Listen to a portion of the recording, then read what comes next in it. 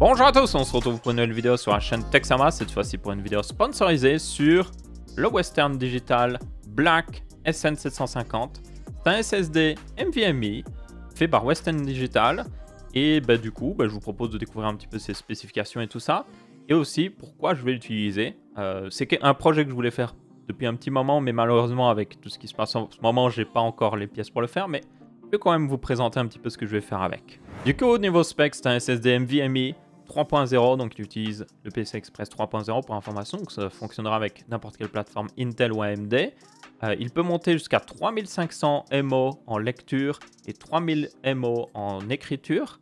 Il utilise aussi la mémoire TLC, ce qui est assez important, vu que c'est celle qui vous donnera la meilleure durée de vie par rapport à certains SSD actuels qui sont en QLC. Il y a aussi une profondeur de 80 mm, ce qui est à peu près le standard pour les SSD NVMe, donc vous pourrez le faire rentrer dans n'importe quoi. Toutefois, et comme vous pouvez le voir ici, il a un refroidissement par-dessus qui est fait par IKEA d'ailleurs, donc IKEA, les fabricants de water cooling. C'est un refroidissement plutôt classe en fait à regarder quand vous le voyez ici avec pas mal de reflets de lumière. Si vous pouvez faire ça, vous voyez, oh, regardez les reflets de lumière que je peux faire ici. Et ouais, très classe, surtout si vous pourrez le mettre dans un slot où vous pourrez le voir. Beaucoup de cartes mères ont un slot NVMe qui est juste au-dessus de la carte graphique, donc si vous le mettez là, il sera parfaitement visible. Et plutôt classe à voir aussi. Et ce refroidissement, évidemment, n'est pas juste là pour faire beau, il est aussi là pour aider au niveau du refroidissement, justement. Toutefois, si vous avez une carte mère qui a déjà un slot avec une protection ou un refroidissement par-dessus, dites-vous que vous avez des vis sur chaque côté, donc vous pouvez, il y a 3 petites vis de chaque côté, vous pouvez enlever le refroidissement et l'utiliser de manière classique. C'est-à-dire aussi, vous pouvez l'utiliser dans un ordi portable, dans un petit PC où il n'y aurait pas la place pour le refroidissement ou dans un PC justement qui a déjà du refroidissement, ça passerait nickel. Autre point important, c'est qu'il est garanti 5 ans, donc ça c'est très bien justement, c'est parmi les meilleures garanties que vous avez sur le marché pour un SSD. Et c'est aussi important parce que les SSD, vous voulez qu'ils durent longtemps. Au niveau des capacités d'ailleurs, vous avez un modèle 500 Go, le modèle 1 Tera que j'ai ici, et le modèle 2 Tera aussi si vous voulez vraiment beaucoup de stockage.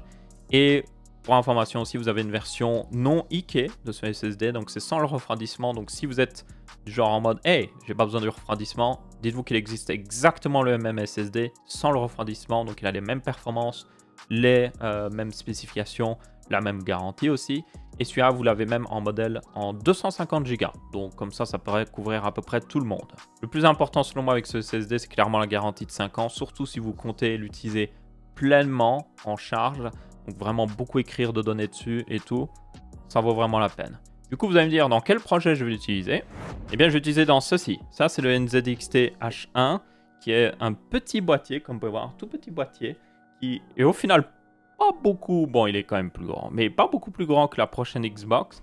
Et du coup, je vais faire un PC avec, et forcément, je vais utiliser ce SSD dedans, parce que ce sera un très bon choix. En plus, en termes de design, comme vous pouvez voir, j'ai la version noire, ce qui ira très bien avec ce SSD là, même si normalement, vu que ce boîtier là est assez caché, je ne devrais pas beaucoup voir le SSD. Mais bon, si quand même j'arrive à l'apercevoir, ça devrait être plutôt classe. Et donc ce projet là, vous l'aurez certainement aussi en live pour le montage et tout. Et on utilisera, comme j'ai dit, ce petit SSD là qui est plutôt sympa. Donc je vous rappelle, le Western Digital Black SN750. Si vous êtes intéressé, vous aurez un lien évidemment dans la description. Et du coup, n'hésitez pas à vous abonner pour ne pas manquer justement le projet final avec toutes les pièces et tout ça. Ça va être plutôt intéressant. Mais comme j'ai dit, je le ferai seulement en live. Après, peut-être une vidéo de présentation, mais ce sera plus sur la chaîne principale. Du coup, merci à tous. J'espère que vous avez bien apprécié cette vidéo. Ce n'était évidemment pas une vidéo review, je tiens à le préciser. Merci à Western Digital d'avoir sponsorisé justement le contenu et de soutenir la chaîne, surtout en cette période. Et du coup, on se retrouvera pour une prochaine vidéo. Ciao, ciao!